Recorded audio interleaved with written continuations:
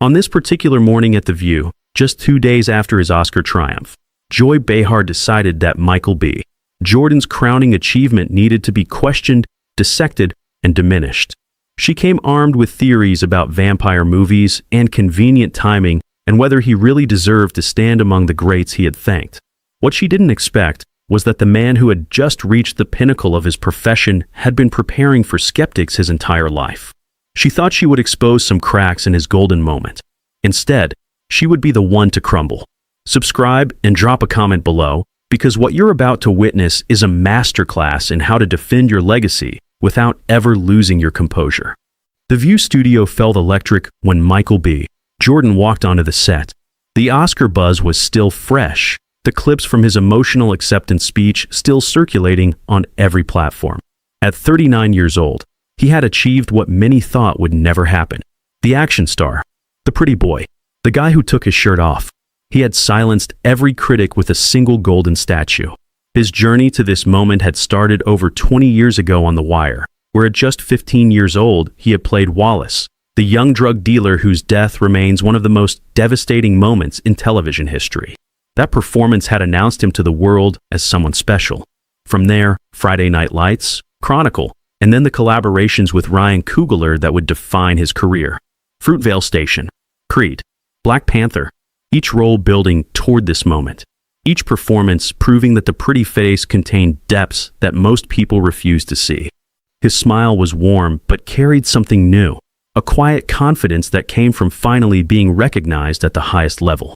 Whoopi Goldberg practically ran to embrace him. Sarah Haynes wiped tears from her eyes before he even sat down. The audience gave him a standing ovation that lasted nearly a minute. Even Joy Behar clapped, though her smile seemed slightly strained, her eyes calculating. Michael B. Jordan, Oscar winner, welcome to The View, Whoopi announced, her voice thick with emotion. We are so proud of you. So proud. Thank you, Whoopi. This has been the most surreal week of my life. I'm still processing it, honestly.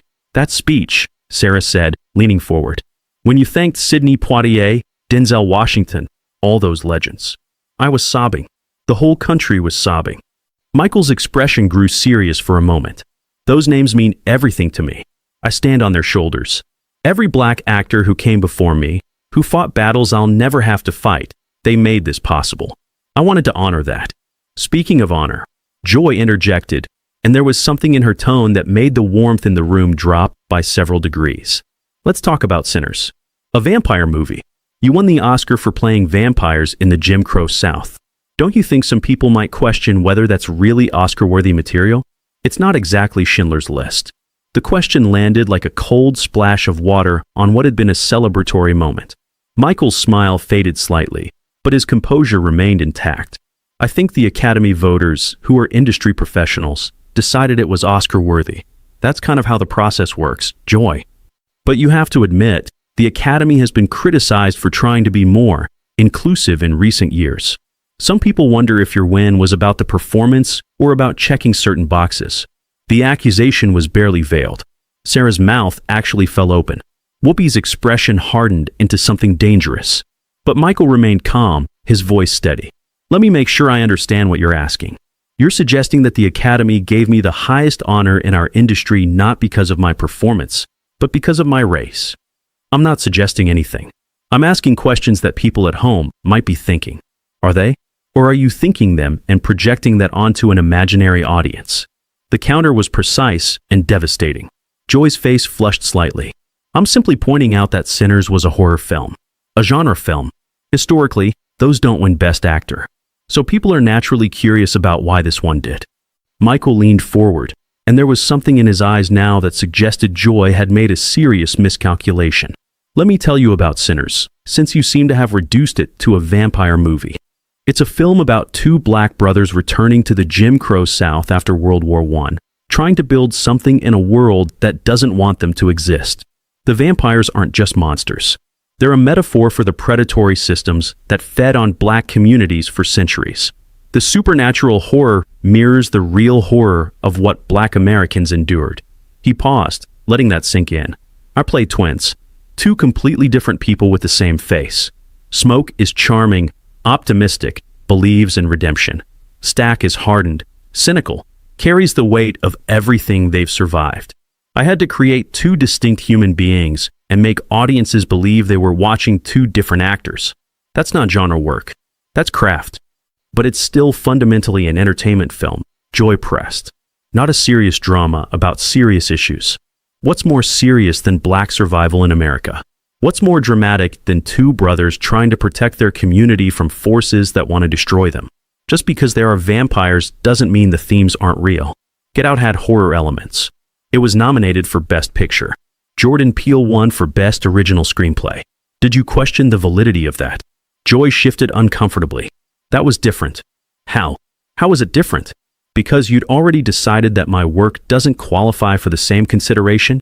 The studio was absolutely silent now. Michael hadn't raised his voice. He was dismantling Joy's argument with surgical precision, and everyone watching could see it happening.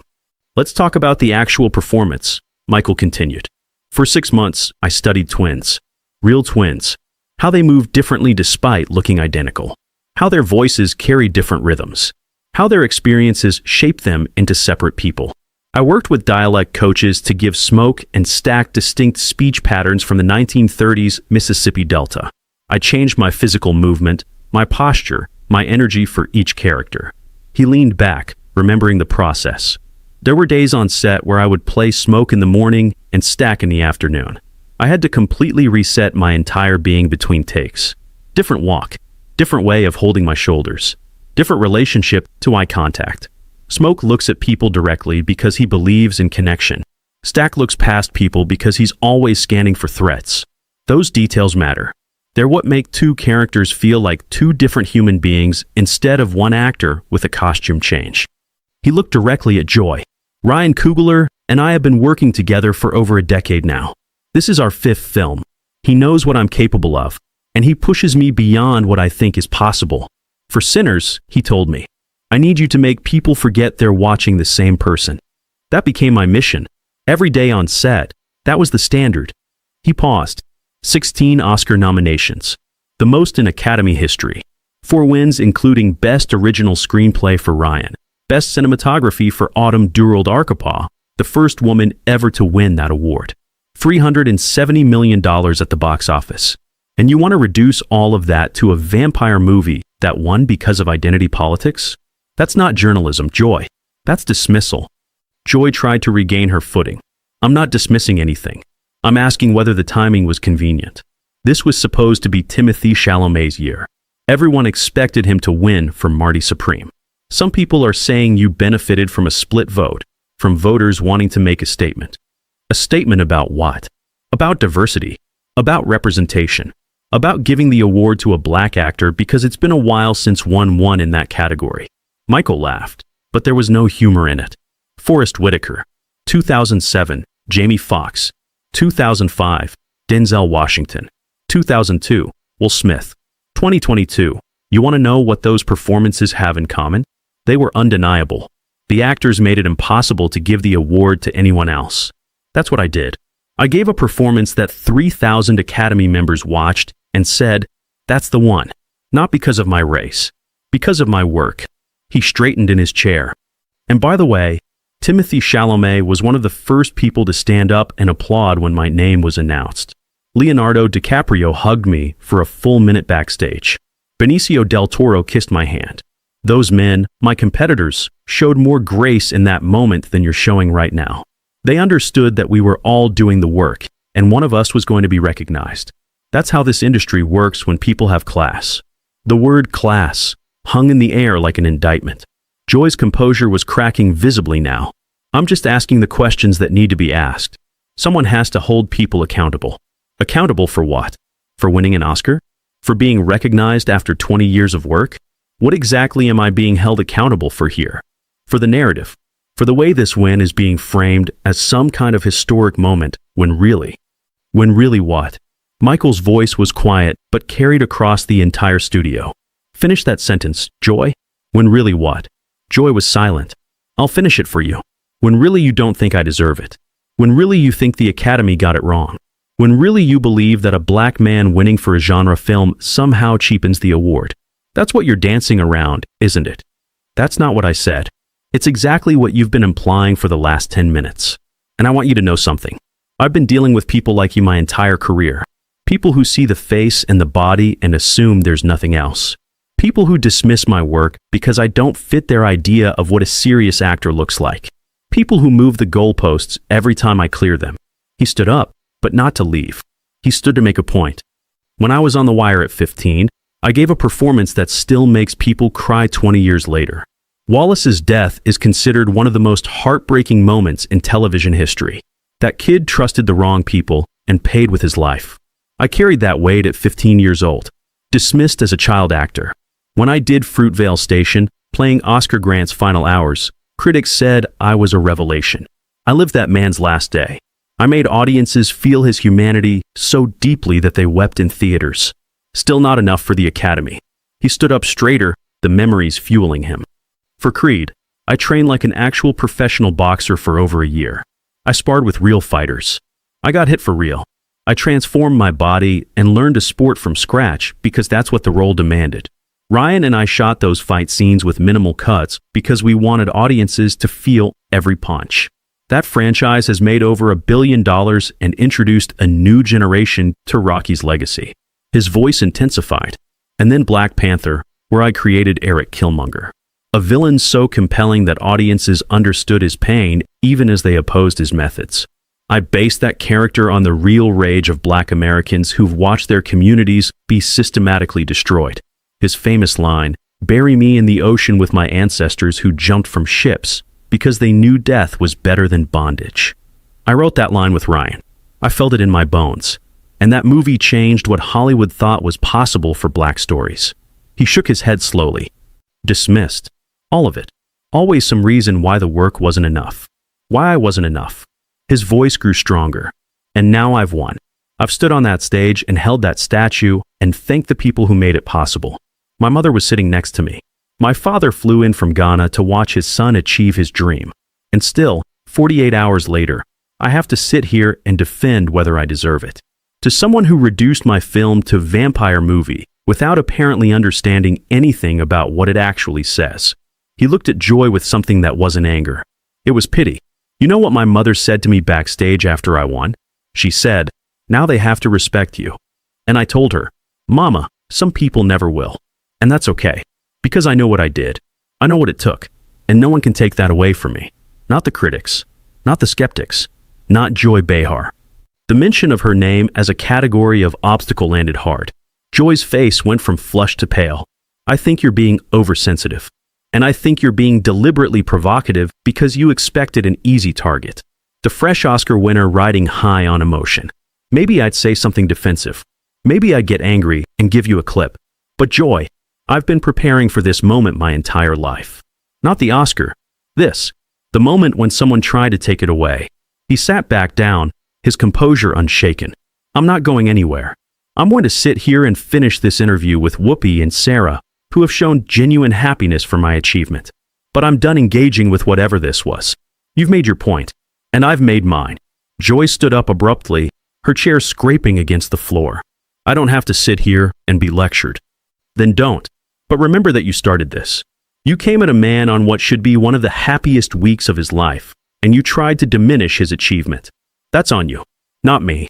Joy looked around the studio, at her co-hosts who weren't offering any support, at the audience who sat in stunned silence, at the cameras that were capturing every moment of her unraveling. "This interview is over for me," she announced, removing her microphone. "The interview is over for you," Michael agreed. "But the conversation about respect and recognition and who gets to decide what's worthy, that conversation is just getting started. And I'll be part of it for a long time, with or without your approval." Joy walked off the set, her heels clicking sharply against the floor.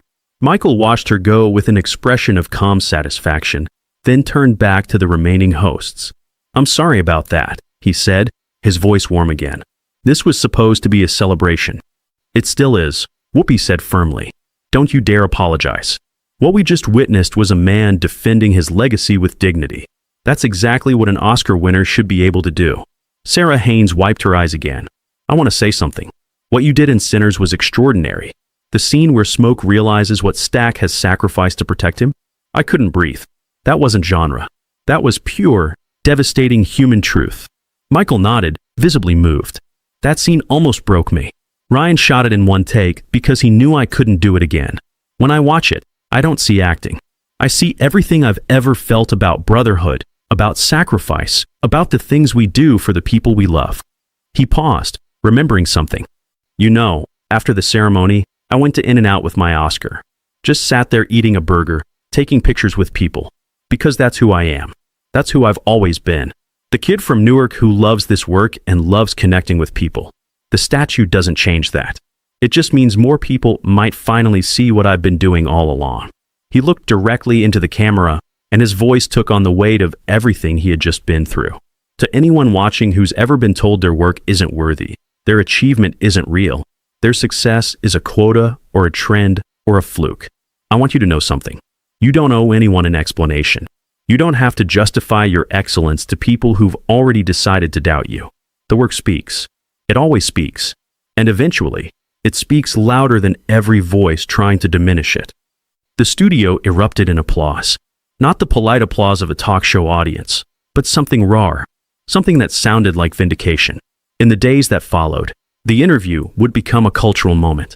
Michael B. Jordan defends Oscar win with grace would trend on every platform. His words about the work speaking for itself would be quoted by artists, athletes, and ordinary people who had ever felt their achievements diminished.